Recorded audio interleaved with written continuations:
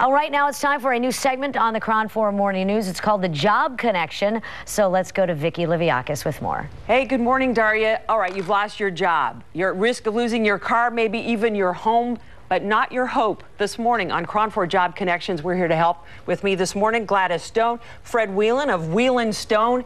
They are recruiters and job coaches here in San Francisco, so let's just jump right into it. SOS, I've lost my job. What do I do? First thing to do is don't panic. You know, that it's easier said than done. Easier said than done. It's human nature for people to worry. How am I ever going to find another job in this tough economic times? Especially now. And people who haven't lost their jobs are in fear of losing them. Absolutely, Gladys? and nobody's immune. I mean, we know people that have worked for the same company for 18, 19 years and all of a sudden find themselves without a position. The thing to do is to focus on what you can control, and that will help your stress level go down, and that would be something like putting together an action plan to get that next job. Okay, because there are jobs out there. Okay, that's the other thing. Yes. We want to dispel the myth here. There's a lot of doom and gloom. Anybody that's been watching the news, yes, we hear about it. Unemployment rates are starting to spike.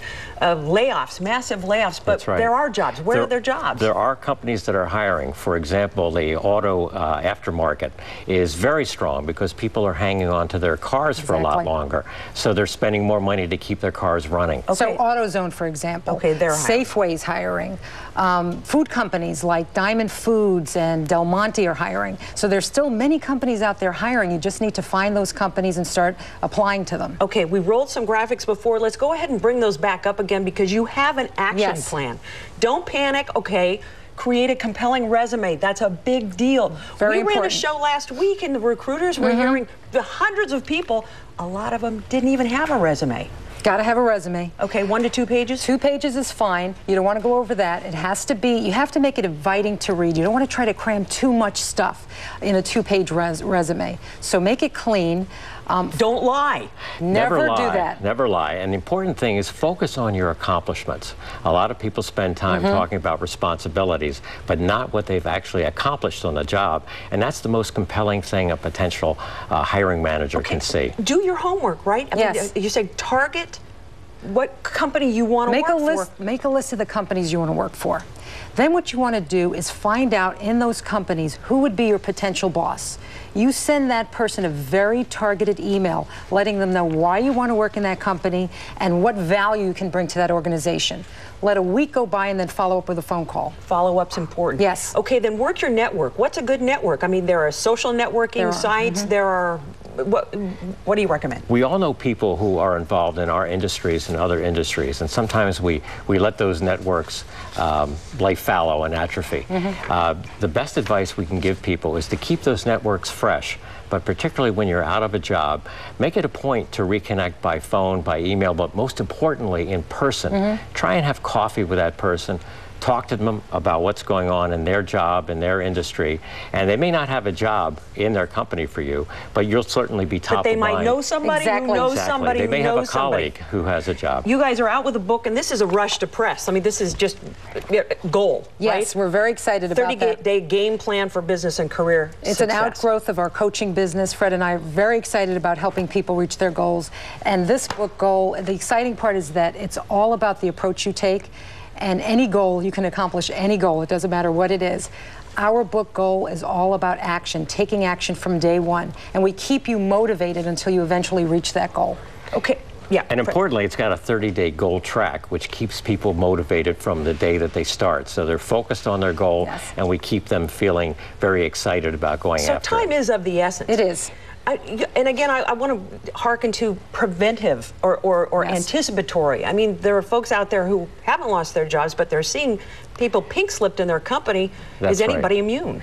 No one is immune, and we know people who have been laid off from a job that they've been in for 18 or 19 years with the same company. So the most important thing they can do is to stay active. Bring your A game to work. This is not the time to slack off. And this is not the time to hunker down. A lot of people think, well, in this time, I shouldn't try to innovate or bring any new ideas up to my boss. No, that's bad strategy, not a good strategy. So, because companies are always looking for ways to grow a business, and especially in a down market. And the more visible you can be within the company, the less likely you're going to be to be let go. All right. So the question. Yes. What do you do next? You put it together a good resume, and again, we're going to provide all these tips on the website as well. So obviously we can't do it right here on the spot. Once you get your foot in the door, the next is to put your best foot forward. Fred and Gladys are going to come back with tips on how to dress for success, how to ace that interview when we come back. So don't go away. We'll have more job tips to come on KRON 4 Morning News, Job Connections, plus a look at the wet weather and slick roads when we come back.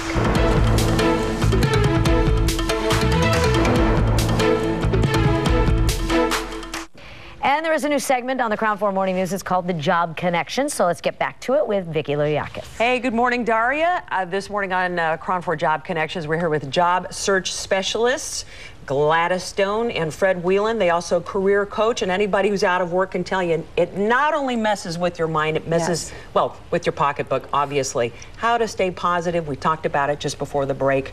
Really quick, how?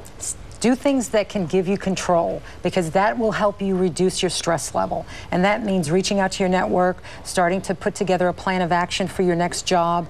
All those things will help your hopes up high. You know, we heard the president, Fred. I mean, do you give your people pep talks? Listen, there's hope on the horizon? Absolutely, because jobs are out there, companies are hiring. It's just a question of targeting those companies and going after them. All right, so there is hope. There is hope, and you've got a list now. We told people they got to get the resume together. Yes. The next step, let's go ahead and roll some of the graphics and walk us through this. Focus, you mentioned that. How do you tell your story well? You focus on results, because companies look to see what you've accomplished in the past and how you can correlate that to what they may need in their company. So be ready when you go in for an interview to talk about the results you achieved in your last job. Okay. And be very specific. So that takes some preparation. I mean, you need to do your homework. Yes, it does. And we all like to hear a good story. So have a good beginning, a middle, and an end. And make sure that you were there throughout the whole effort. Sometimes people start telling a story and then they left the company before the results were in. Okay, but don't embellish. Don't embellish, because be honest. with the internet and people can double check. And it's very easy. You also don't want to take credit for everything. That's right. Most projects these days are done in a collaborative manner.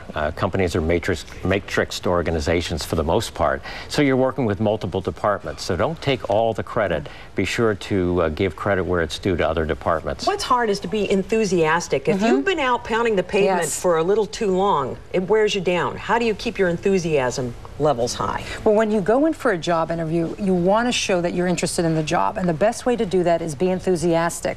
Some people make the mistake of holding back, thinking, well, let me see if I really want this job before I let them know that I'm interested. And that is a big mistake, because if they don't show enthusiasm, they may not be brought back for a second round of interviews. So are you telling me even if you're not too sure, you have to fake it? Well, it's better to start off enthusiastic. We liken it to dating. Yes. And this is a first date, and you want to come across as positively and put your best foot forward, because otherwise there may not be a second date. All right, but come on, if it's like a date, I'd be dressed differently than perhaps I am today. I showed up with the pearls, and I wanted to just check this out, because part of it is when you're interviewing, you want to look the part. You want to be professional, you want to be on time, you want to be prepared. You said do your homework, find out what's going on in that company. What issues are they facing, so that you can help address those. Help them see how you can help them solve their problems. That's what companies want to know. Now, there are corporate cultures, there are cultures in every workspace place.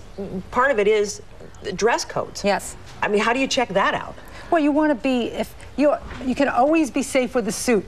You can't go wrong. All right, if so you're interviewing on the side of being absolutely. a little you want to be conservative. you want to be professional. It's better to be overdressed than underdressed, and you can always check with a recruiter beforehand to find out what the interviewing dress code is. Okay. And usually it's a little bit more dressy than the everyday dress code for the company. All right, to ace that interview, the very last thing on our list was listen.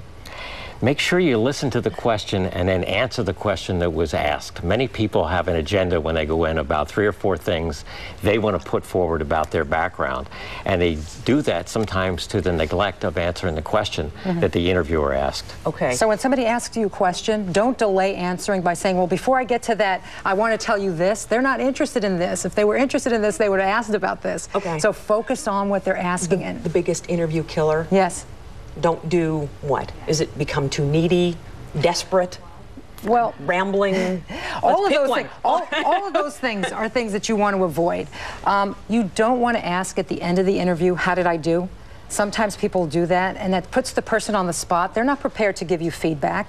You just need to know that you've done your best. You thank them for the interview. When the interviewer says, you know, I appreciate you coming in, the interview is over. You don't keep selling. They've said thank you, stand up, shake their hand. You don't want to be shoved out the door. We've known people who've said we have a hard stop at a certain hour, and they keep on talking even after we stand up. So it's be sensitive to when the interview is over. Okay, but first impressions are really valuable. But you say even if you have a 1-hour job interview, human nature being what it is, doesn't that interviewer really make a snap judgment in the first couple of minutes anyway? Well, they do, and you're telling them who you are by showing up on time, dressing appropriately, knowing what's going on in their company, being able to speak to the results of your resume. And by the way, if it's on your resume, you better be prepared to talk about it, because sometimes people will say, I never thought they'd ask me that question. That happened 5, 7, 10 years ago. If it's on your resume, they're going to ask you questions about it, so be prepared. And be succinct when you're giving your answer. Don't go on forever and ever. As we said earlier, have a beginning, a middle, and an end to your story. Okay, now we had alluded earlier before this break that we're speaking to people who have lost their jobs, but there are a lot of folks out there who are very nervous about the potential for, you know, getting a pink slip. And no matter what, if you're a great employee. So what do you tell folks, just as a general philosophical, how to approach the next, let's say, year? They're saying 2009 is going to be a rough year. Well, I'm sorry. Be indispensable is the best advice we can give to people. Okay. You know, make yourself critical to the organization. Take on as much responsibility as you can. Okay. So if they think about laying somebody off, you'll be the last person they consider. A lot of great information here. How to put together an interview, how to ace that interview, get back on the job market. Thank you very much, both of you. Thank you. Thank you, Vicki. From Wheel & Stone. In fact, if you want to know more, just go to our website at KRON4.com, click on Job Connections. We've got all kinds of information to help you in your job hunt, plus a link to our guest, Wheel & Stone, just to let you know you're not alone. Thanks for joining us. When we come back, we'll have more weather and traffic here on KRON 4 Morning News.